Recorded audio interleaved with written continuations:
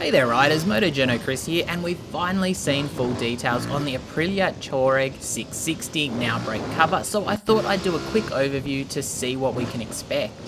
The mid-capacity adventure segment is an interesting one, with the KLR 650 and DR 650s as the super affordable options, the Tenere 700 right in the middle as a no-frills but more hardcore choice, while then you move up to the more technological offers like the Tiger 900, 890 Adventure and even bigger machines.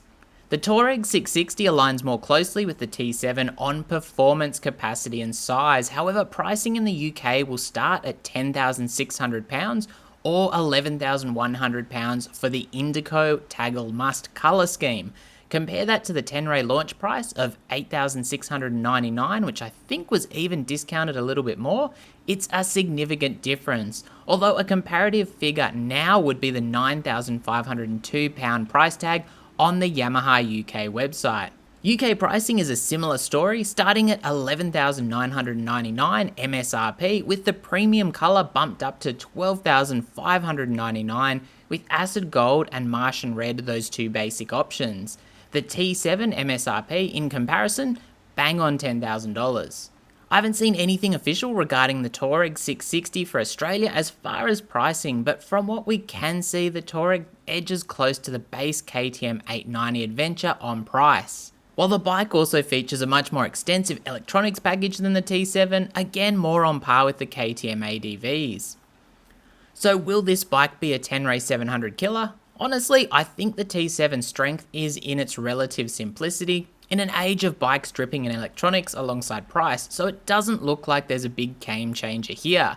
For Aprilia aficionados though, this will likely be a welcome addition to the range, offering an ADV that is capable of fulfilling the touring and probably sports tourer niches as well as a full-on adventure. Powering the Tuareg is the powerplant from the RS660, a 659cc 270 degree parallel twin, producing 80 ponies and 70 Newton meters of torque, with that torque brought lower in the rev range where riders are more likely to be able to access it. That's more power than the T7, but roughly the same torque, and a slipper clutch is also fitted. Gearing has also been shortened, both first gear specifically and for the final drive, which should offer a greater feeling of torque and make using that performance more accessible. Combined with the torque arriving lower, this should make for a grunty machine.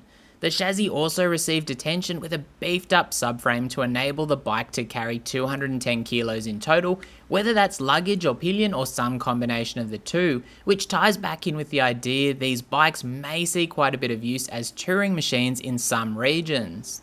This was achieved by welding the subframe to the mainframe and is a steel tube and cast plates affair.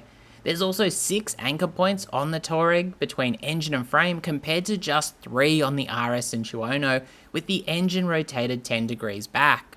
The swing arm is also significantly longer than on the street bike versions according to Aprilia, boosting traction and stability, with a Kayaba shock and progressive linkage setup with 270mm of travel at the rear. That's fully adjustable too, and with a preload adjustable handle. Forks are also Kayaba and are fully adjustable 43mm units with the same amount of travel, with 240mm also noted as the ground clearance on offer. In keeping with the adventure theme are the spoked aluminium rims, which are apparently tubeless, running a 21-inch front and 18-inch rear, clad in Pirelli Scorpion Rally STR tyres in a 90x90 and 150x70. Brembo provide a high-end brake setup with 4 piston calipers on the front mated to 300mm rotors, while a 260mm rear rotor runs a single piston caliper. Brake lines are braided all round, while a multi-map ABS system is fitted. The famous APRC electronic suite is also run, incorporating Aprilia traction control with 4 levels and a disabled option, Aprilia cruise control, Aprilia engine brake with 3 levels, and Aprilia engine map also with 3 levels. If you want the Aprilia quick shift, which does up and down shifts, that is however an accessory. For ease of use, 4 engine maps have dedicated settings that incorporate all of these electronic systems, with 2 designed for street use, 1 for off-road, and a fully customizable map that can be set up specifically for the rider's preferred settings. Notably, with off-road mode, ABS is disabled on the rear with the option to also disable it on the front. Keeping you updated on all those settings is also a 5-inch TFT display, while lighting is all LED, including DRLs in the headlight. Like the RS and Journo, the Tuareg will also feature the double fairing design, which helps aerodynamics, especially in moving hot air away from the rider. From an ergonomic perspective, the Tuareg is exactly what you'd expect, upright with tall bars and rubber-clad foot pegs, although the rubbers can be removed and the rear brake lever is designed for easy adjustment, which will help ensure good placement while standing up on those pegs.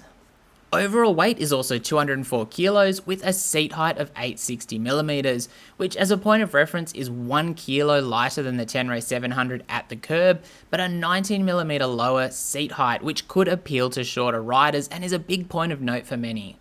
The 18-litre fuel tank could also offer a range of up to 450 kilometres based on the 4 litres per 100 kilometre claimed consumption figure, while the Tuareg is also Euro 5.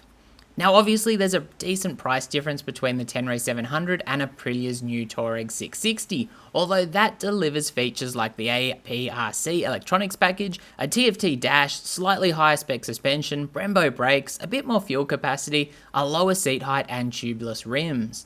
Certainly enough to justify the difference, although Yamaha's reliability and the Tenere 700's simplicity may still be a winning combination for some riders.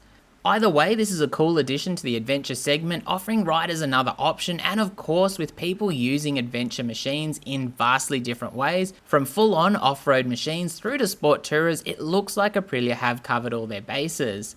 And as a quick reminder, that pricing for the US starts at $11,990 MSRP or £10,600 in the UK, with the base options being Acid Gold, which doesn't seem to be as popular on the RS models, and the Martian Red, while Idico Tagelmust, a very unusual colour name, demands a bit more of a premium but seems to be the option pictured.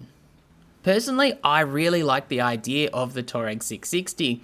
The engine capacity is more in line with what I as a rider would like, whether it's solo or 2-up, even for a touring machine, and it certainly ticks all the boxes.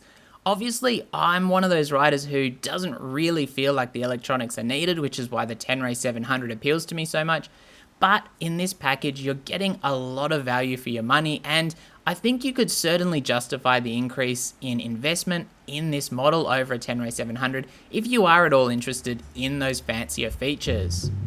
So what do you think of Aprilia's latest offering? Are they on the money with the Tuareg 660, or do you think they should have done something different? Let me know in the comments, and as always, stay safe out there and thanks for watching.